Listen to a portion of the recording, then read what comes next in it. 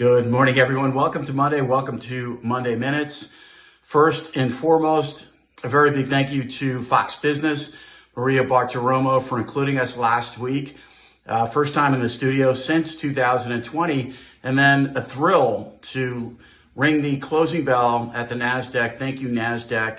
Our co-CEO, Michael Nadrich, leading the way for the team here at AmeriVet Securities. It was a lot of fun, and it was a good week for markets.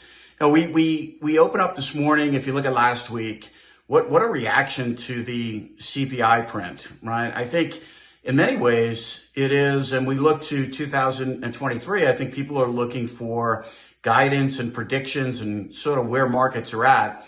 Our first Monday morning minutes of January in 2022, we were not shy about what we saw ahead of us potentially. And it was a lot of destruction with regard to risk assets. Much of what we've seen this year, we look at financial conditions, certainly the issues with FTX and the crypto market. And I've got a lot of friends in that market that I think are very, very smart and have a ton of integrity.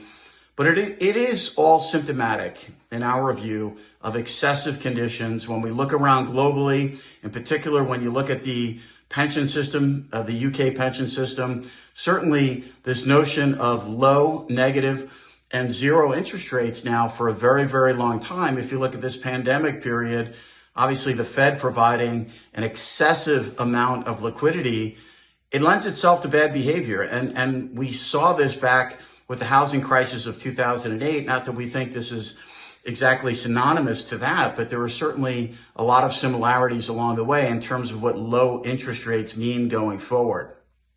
Overnight, I think the biggest takeaway, certainly Fed Governor Waller, who we follow very closely, coming out and saying, look, let's not overreact to one particular inflation print. We agree. We do think inflation will come down. We do think the tightening that we've seen, the 400 basis points that we've seen, and we're going to see more before the end of this year, will start to trickle through to the real economy in 2023. But let's keep it in perspective, right? I mean, the Fed is saying it's not the journey anymore, it's the destination. Last week we had a terminal rate of 5.25. That's now well inside of 5%. So we're moving very, very quickly. Markets at this stage, very illiquid. You look at 2-year yields moving 50 basis points in a week with really little changing fundamentally. So as we wrote this morning to clients, markets have reacted like a little child on Christmas morning. And it's been that kind of year. There's a lot of pent up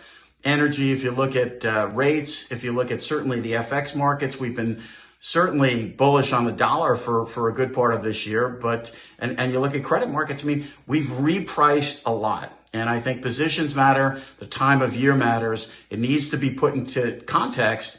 And I think heading into 2023, it will very much be about the economy and how the economy evolves.